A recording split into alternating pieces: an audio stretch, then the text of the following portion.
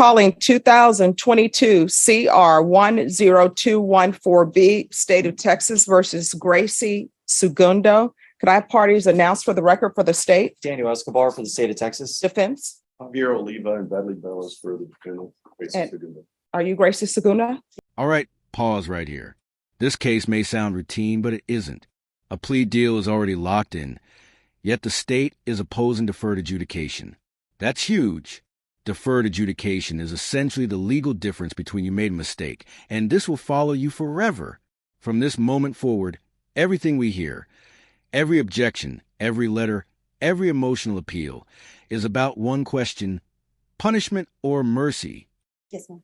All right. According to the plea bargaining agreement, punishment is to be assessed at 7 years in the prison. There's a $500 fine. The state is opposing your application for deferred adjudication. They're recommending community supervision, and there are items to be taken in consideration. Have both parties had a chance to review the PSI report? Yes. Any objections to the PSI report, state or defense? Judge, so there are some errors on the PSI report that we wanted to bring to your attention. Yes. So it lists the offense date as, I believe, November 16th of 2021. This may sound like paperwork nitpicking, but it's not. A PSI report shapes sentencing. Errors in offense dates, duplicated assaults, or mischaracterized charges can quietly turn into harsher punishment. Defense counsel is doing damage control here, making sure the court sentences this defendant, not an exaggerated version of her criminal history. In sentencing, details aren't small, they're decisive. When in reality, the offense date that's on the indictment is October 16th of 2021. All right. And it lists that in the criminal history. There's an assault that was in the criminal history that it makes it seem as if they're two separate offense dates. Okay. And then I think in the towards the back of the actual statement itself that Ms. Segundo gave, there's a portion where it's talking about the co-defendant and that he's charged with ag assault deadly weapon. It's assault SBI. It's the same offense. Okay. We just wanted to make sure you were aware. All right. And the court is also in receipt of victim impact statement. And the court reviewed that without objections from the state or defense. Is that correct? Yes, Your Honor. Yes, Your Honor. And the court is also in receipt of letters that defense presented on behalf of the accused. And there were no objections to the court reading those letters. Is that correct, state and defense? No objection, state judge. All right. So the court has reviewed all of those documents. Your Honor, I also raised that part of the agreement of coming back today was that the misdemeanor occurred on the same day of this alleged date was to be taken into consideration with CC County Court 4 case 969-3701. Yes. And the court does have that as a part of the plea bargaining agreement. And Judge, just to kind of expand on that, I believe as an additional part of the plea agreement was that she was to take responsibility for what happened as a part of the TIC. Yes. Okay. All right. So my understanding, the complainant in this case is... This is one of the most sensitive moments in any courtroom. The judge discloses she knows complainant, and then does exactly what judicial ethics demand. She puts it on the record and invites objections. That's transparency in real time. And notice, no one objects, which raises a powerful question for viewers. If bias did exist, would anyone risk calling out right here? Rebecca Martinez? Yes. All right. And is that the Rebecca Martinez who's on the fourth court? Yes, Judge. Yes, sir. All right. President of the courtroom. So that everybody can be aware, I do know Rebecca Martinez. She's never been to dinner at my house. I've never been to dinner at her house, but I do know her. We are colleagues. And when I see her, I say hello. She says hello to me. I may ask her about her day. She may ask me about my day. But I will tell you that my decision on this case is not going to be impacted by the fact that I know her. So if anyone has any objections to me hearing this, now is the time to say so. State? No, Your Honor. Defense? Your Honor, I have all the confidence that was fair and right in this case. So no objection. All right. So are there any witnesses that anyone wishes to present? State? So the state doesn't have any witnesses. The main thing that we wanted the court to be aware of was the statement from the complainant. All which the court has already noted that they read. Yes. Defense, any witnesses? Your Honor, other than my plea to you and our arguments to you before considering sentencing in this matter, I will be speaking and Ms. Segundo may say a couple of words. And Ms. Segundo's parents are present in support of her today. They can stand with Mr. is standing here in support of her today. All right, thank you. They will not be speaking. All right. So before I begin with your presentation, with regards to the case to be taken in consideration, if you could raise your right hand for me, please. Do you solemnly swear? Now we're officially at the crossroads. Deferred adjudication isn't leniency. It's conditional trust. The defendant avoids a final conviction, but lives under strict supervision, sometimes for years, with zero margin for error. The state says no. The defense is begging for a chance. And the judge? She now holds the future of this case and this family in her hands. Affirm the testimony you give will be the truth and nothing but the truth, so help you God? Yes. All right, you can lower your hand, state your name for the record. Gracie Segunda. And with regards to County Court Cause number 6933701, the state is taking that case into consideration, but to that case, how do you plead? No contest, sorry. I'm just nervous. That's okay. So in order for me to take that into consideration, she will have to accept full responsibility for it. So a no contest plea, I can't accept that because I don't have any police reports in regards to that. So she will have to enter a plea of guilty to it and accept responsibility for it. And then the state will tender dismissal to the court and the court will sign that. I don't know if you want to discuss that with her. I will go ahead and proceed with a guilty plea, Your Honor. All right. So the County Court Cause number 6933701, how do you plead to that? Guilty. All right. And state, do you have the dismissal Yes, for the Judge. court in that cause number? All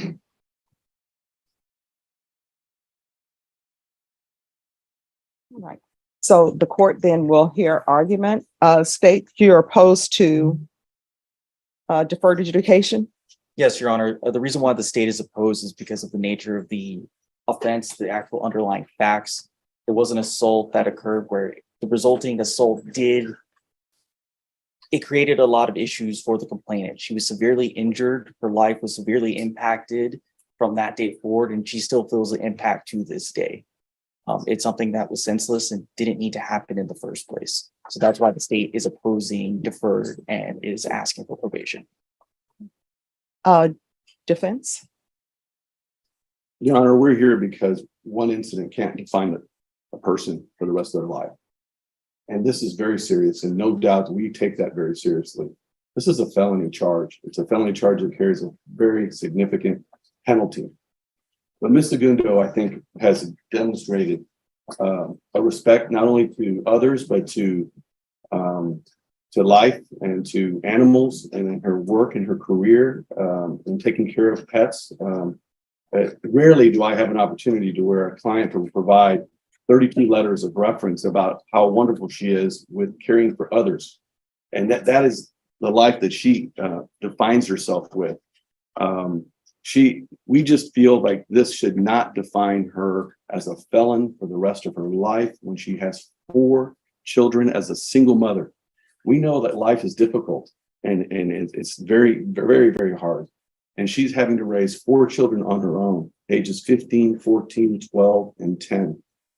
As a single mother, she has to be involved in their school activities and support their activities with FAA. And a felon cannot be associated with children and be around them in school activities. This would drastically impair her ability to be a mother to her children. And so she's really fighting to be able to continue to provide the love and the support of 4 children that need their mother so that they can become better than her and have a future. She lives in Houston. She leases a home. She's lived in that home for 3 years. She has good family support. As I've said, her mother and father are present. She has a high school diploma. She has been employed during this whole time. This case is 2 years old. 2 years this week, this happened. And it's been 2 years that she has been experiencing this, and she has complied with everything this court has asked. She's appeared in court. She's traveled from Houston to San Antonio. She has fully cooperated. She has weighed all of her decisions and sought not to seek a trial, but to put the decision on deciding her future on you. And she made that decision because she felt that was in her best interest. She does receive some child support. She is willing to do everything and anything that it takes to give her this opportunity. I explained to her that deferred adjudication is a double-edged sword. You may think that you're not going to be subject to a conviction, but in actuality, you are subject to all the conditions and behavior for 7 years. We're asking you, Judge, to give her that chance, to give her the opportunity to prove to you that this one incident does not define her life or who she is or how she is as a mother or how she works. This case was very regrettable, and it should have been a day of celebration. It was after a football game, and she was acting in defense of another. She doesn't know the victim in this case. She doesn't know the judge. She never knew who she was. And I sincerely believe that just because she's a judge doesn't mean that this case should be treated any different than any other case of any other person who comes to this court and gets justice, because she should get an opportunity to do it. She's willing to do the urine analysis. She's willing to state no contact, and she's had no issues in the last 2 years with the defendant, the complainants in this case. She's willing to take anger management classes. She's willing to do community service. She's willing to do what it takes to give her the chance. And she has proven, other than this one incident that happened in a flash, wasn't premeditated, it wasn't thought of, it was just something in her reaction and defense of someone that she was with. And for that reason, we think that she should be given an opportunity to earn the right to be able not to be a convicted felon. The amount of restitution in this case, I think we've agreed to, that was presented before the court, was $2,416.29.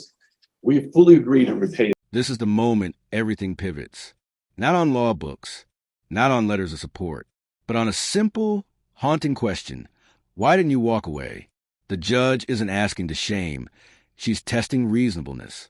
In criminal law, seconds matter. Choices matter. And this elevator, of all places, has now become the centerpiece of a felony sentencing decision. Yeah, he will work hard every day to pay that back. But in this working community and in Houston and San Antonio, mothers every day have challenges. And we regret that this happened. And I know that she sincerely has nothing personal against Ms. Martinez or her husband. She wants to do what's right, but she also wants a chance, Judge. And I'm asking you with all the fiber of my body to give her that chance. And I will make sure and work with her that she will comply with every condition, so she will never be back here before you regarding any violation or any condition of this case. You want to say something? No, I was nervous. All right. Well, just so you know, in this court, I see everybody as a human being. I don't see them as their titles. So for me, defendants are not defendants. They're human beings who are accused of a crime. The fact that Rebecca Martinez is a judge, that doesn't mean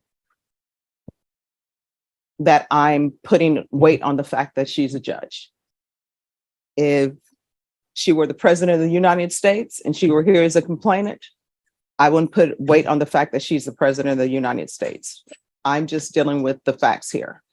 And my job is to look at everything objectively and not outside noise, not what people's occupations are. You understand? So I always reread everything and reread police reports and the PSI report, and I've read the letters. I do not understand how the fact that an elevator has a limited capacity, how we go from people saying the elevator is full, you cannot be in an elevator, to it's a brawl. So explain that to me. I mean, it just, I don't know, I couldn't show you. I mean, there has to be some sort of thought process.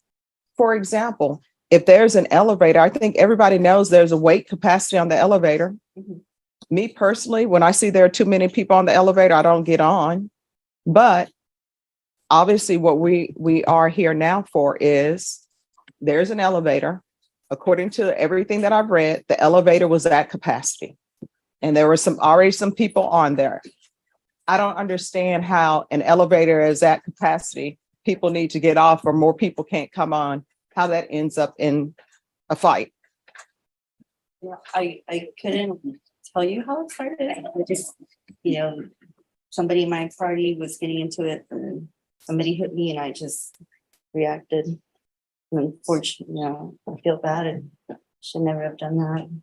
Shouldn't have got to that. It just happened really quick. I know things happen quickly, but the police report I'm reading, it doesn't say that somebody in your party got in an altercation and you got hit, and so therefore you got into a fight. What your counsel is telling me is that somebody in your party, I guess, was in a fight, and then you decided to get involved in that fight. I went to go and try and pull my friend away, and then I don't know, it was just a bunch of people, and somebody hit me, and I just reacted. Your Honor, if I could clarify, I think the facts is this is a COVID era situation in the elevator. These elevators can accommodate 18, 20, 22 people, and they were limiting it to 7. And as people went into the elevator, the policy and procedures of the elevator operator of not allowing people to come in once they met capacity. They were in the elevator. They were asked that there was too many in the elevator. And then people had to decide who's getting off. And they asked who she was with, another man and another person, to get off the elevator. That person said, I want to talk to your supervisor. That individual entered into an altercation with the victim's husband that spilled out of the elevator onto the floor. She came in assistance to that man. And that's when she was hit, and that's when she struck the victim. That's stated in one of the reports here that was provided to you in the PSI. And she did not go in there to fight. She didn't go in there to look for someone to fight. She was trying to get someone off of her friend. And in the process of that was struck, and she injured Ms. Martinez. And so it's regrettable, Judge. There's no doubt about that. And this incident happened in a matter of seconds. And that's why we're here 2 years later doing that. And in addition to that, Judge, there is a civil suit in this case where the parties in this case are seeking $1 million in damages against my client. And so this case will not end today.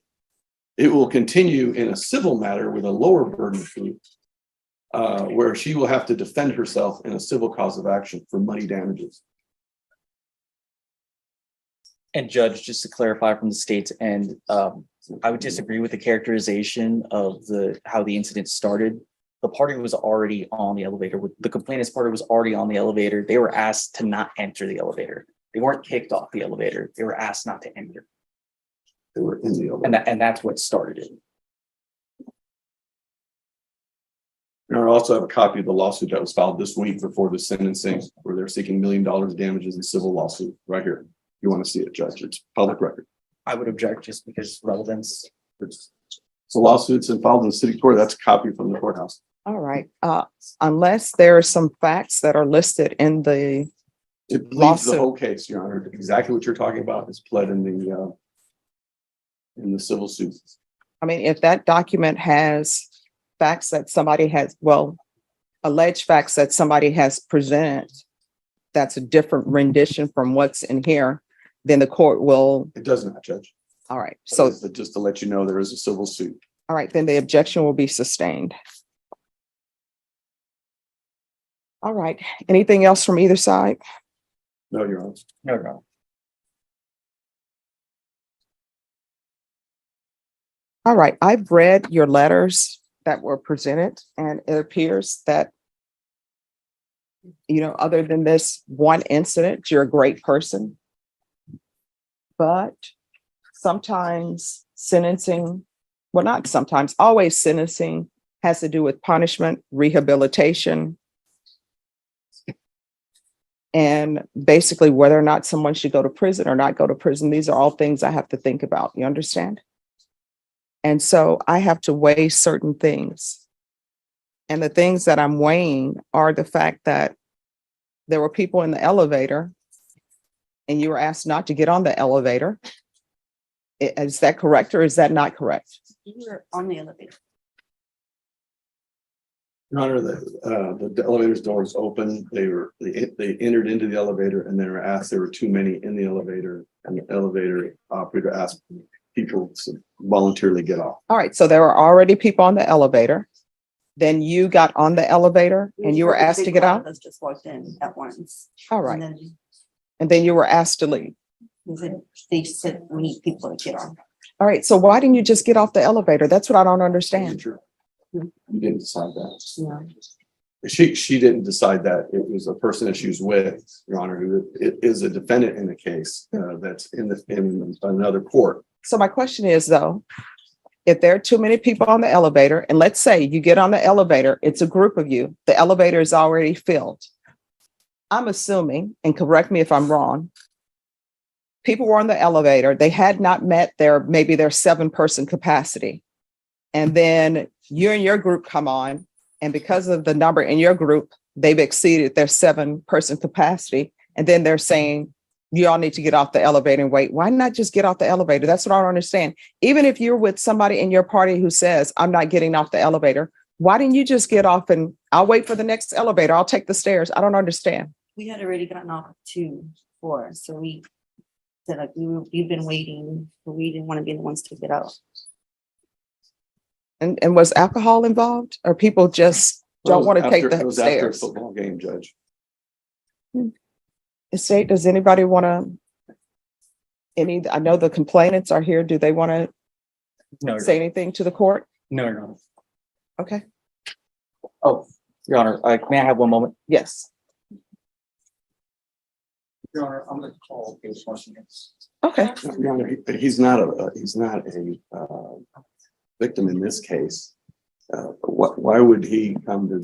I mean, we'll see what he has to say. I don't know if he's a relevant witness or not, but if he were present at the scene. You know, I would think that the person involved is the one who's, in this case, is the one that would need to address it. He's had his day in court. He has spoken before the court. I don't see why he needs to speak in this case at sentencing. All right, you can call your witness. State calls David Martinez.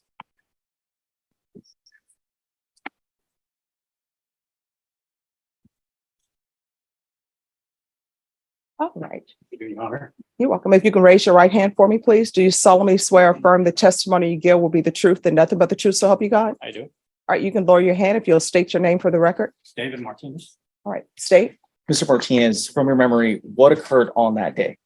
On that day, we were in line to get into the elevator. The capacity of the elevator, of course, as I mentioned, was 18.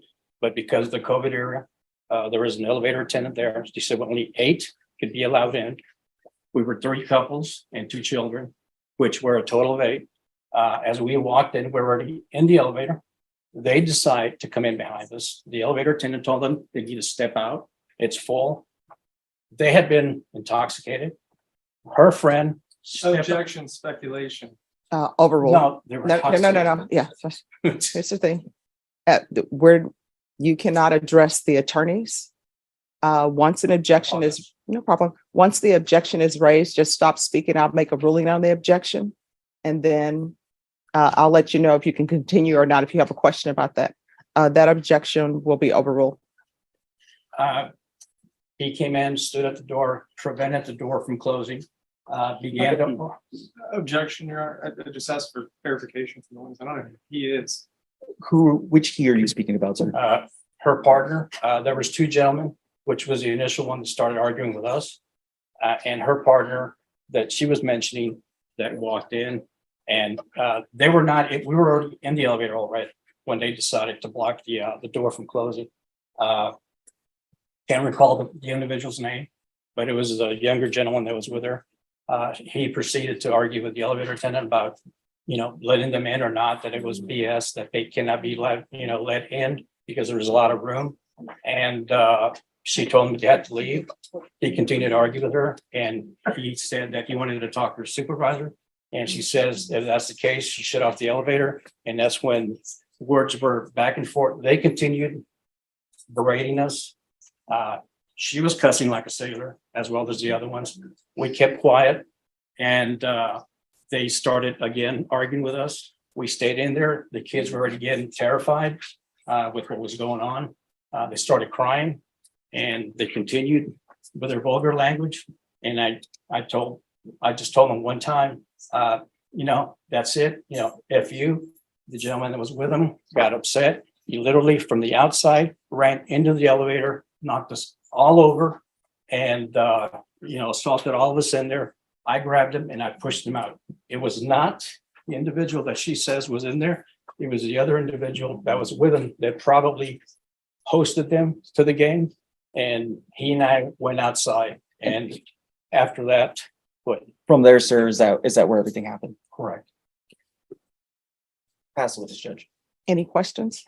Mr. Martinez, I'll just start right from leaving the elevator. So by the time that you set foot out of the elevator, you're in the middle of a physical altercation. Is I that right? was, yes, while I was on the ground. Okay. How much were you able to perceive about what was happening around you while you were in the middle of that? Well, I was altercation? on the If you ground. let me finish my question. All right, it's, One of we're gonna talk. So my question was, how much were you able to perceive about what was going on around you during the middle of that physical altercation? And I was not able to see when I was in the ground what was taking place after that. Okay, and we can agree that the incident in question, the basis of this criminal case here today is something that happened during the middle of your physical altercation, right? While I was on the ground, yes, and then afterward, I did get up and partially saw my wife on the ground with a bloody nose. She was in a daze, and I asked her what happened, and I told her that she got hit. She said, "Yeah, I got hit multiple times." And I said, "Well, why didn't you defend yourself?" She says, "I couldn't because I was being held down." Can you say for certainty whether or not Mrs. Segundo was acting in defense of another whenever she got involved in this incident? I'm gonna object to relevance.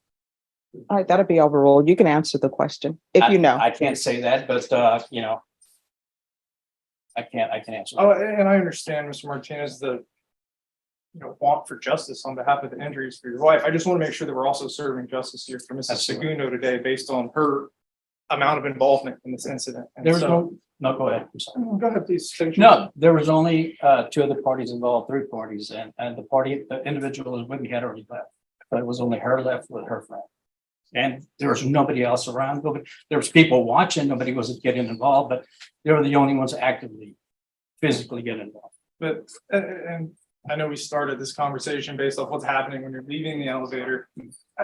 Prior to the altercation and leaving the elevator, would you say that in any way Mrs. Segundo was the instigator who was trying to start this situation? I have no further questions. All right, any other questions? Nothing from the state judge. All right, thank you. This is, sir. All right, any other witnesses? No, Your Honor.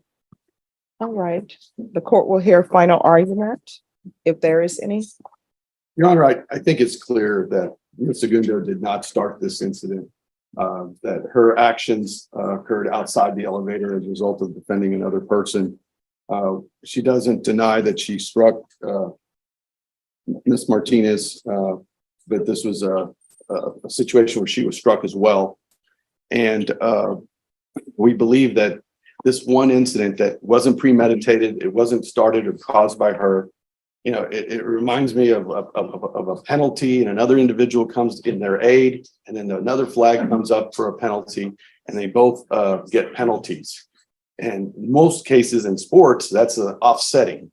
And I think in this case, at looking at the situation, looking at history since that day, that I think it would be fair to give this single mother a chance to continue her life and being a mother and working at her employment.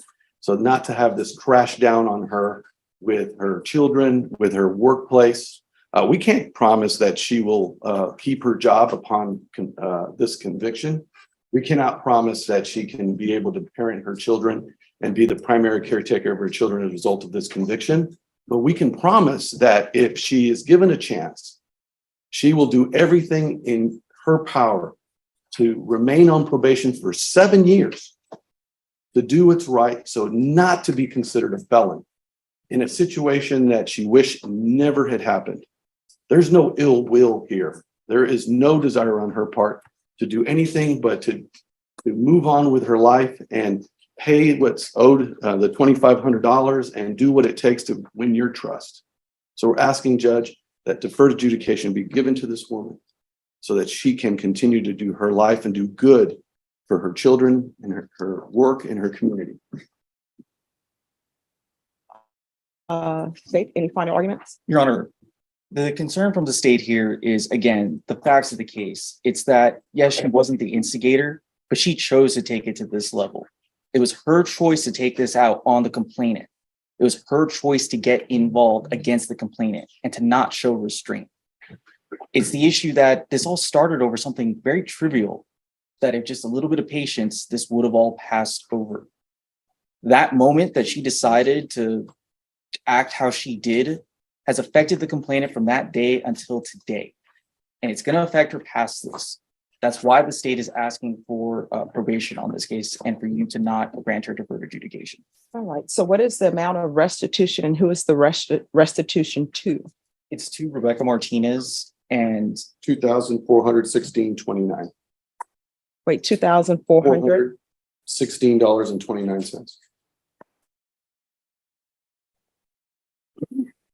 And also in the plea bargain agreement, it says restitution to, Jeanette Rojas. yes. Your Honor, so we haven't gotten any medical or billing from there. We would ask restitution to be determined on that amount. All right. So with regards to the restitution to Jeanette Riojas, if there's a restitution amount that's submitted to the court and you all have objections to it, we can have a restitution hearing. Thank you. And I'll just write in that there's to be a restitution hearing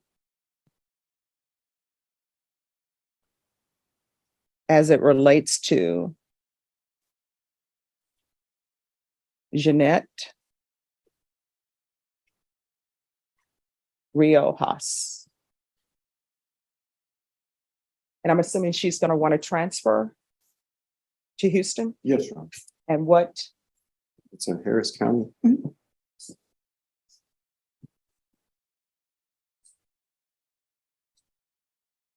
All right, Ms. Segunda, I've listened to all arguments. I want you to know I paid very close attention to the arguments that were presented, to the witnesses, and to all of the documents that the court reviewed. I realize that sometimes when things happen, it's just a Snapchat or somebody's life, right? It doesn't mean that the person is a horrible person.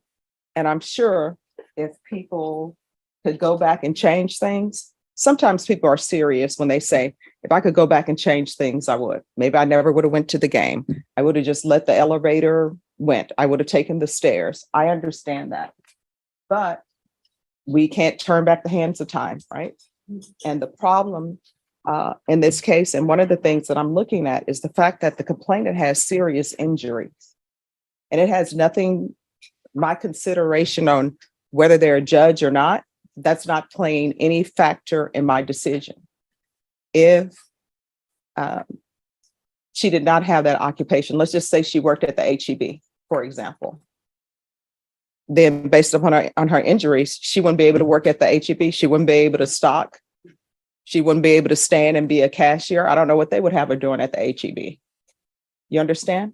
So her injuries are very serious injuries. And I've read the report that was given to me about her injuries, and I've read the PSI report, and I've read the police reports again in this case, because I always like to review things. So I understand that you're very sorry for what happened, but sometimes, yeah, it's great that you're sorry. It's great that you've internalized things, but there is still some punishment associated with it. And I understand that sometimes when people have felony convictions, they say, well, now I can't do this. I can't do that. I can't do this. But then when you look at the complainant has some lifelong issues. And that's the report that I was given and that your attorney has read. The injuries that she suffered are not going away. And from the report I read, it sounds like they're never going away. She's always going to have those injuries. And I think you know that when people have broken bones, there's a change in the weather, their bones ache. I have it with my fingers because at one point in time, all my fingers were broken. on my left hand. So I know when the weather is changing, it gets a little bit painful, not unbearably painful, but it does. So those are a whole host of things that happens when somebody suffers the injuries that she suffered. I understand, as I said, that you're sympathetic, and I believe that you're sympathetic, and if you could do things over, you would. But I am where I am right now, okay? All right, this is what the court is going to do. Court will find you guilty, sentence you to 7 years in the prison, suspended and probated for 5 years. There's a $500 fine that will be probated. There's a transfer to Houston, Texas, Harris County. Taking consideration County Court Cause number 693701. There's to be restitution of $2,416.29 to Rebecca Martinez. There's to be no contact with Rebecca Martinez or Jeanette Riojas. Proof of employment within 45 days. There's to be no employment as a home health care provider with minors. 100 hours of community service restitution. That'll be waived once you complete parenting classes. There's to be regular reporting by Zoom or in person, regular UAs, and restitution hearing as it relates to Jeanette Riojas. I don't see this as an anger management situation. I see this as an aberration. I think she doesn't need anger management classes. So is there anyone going to object to me not giving her anger management classes? The state won't object, Judge. All right. Probation, is there anything else she needs? No, Your Honor. Is there anything else you need from the court to be successful? All right.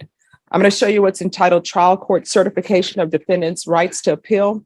Did you review that with your attorney? Did you understand it? And did you sign it? Yeah. All right. Because this is a plea bargaining agreement, because I followed your plea bargaining agreement, and because you waive your right to appeal, you do not have the court's permission to appeal. Because this is a felony conviction, you're not allowed to own or possess any weapons or ammunition. If you have a question of what a weapon or ammunition is, you'll need to speak to an attorney. Do you understand? No. All right, we can go off the record. So what I've learned in my time on the planet, it's just best when somebody says, oh, you can't do that, and you want to argue about it, pick another day to argue about it. You understand?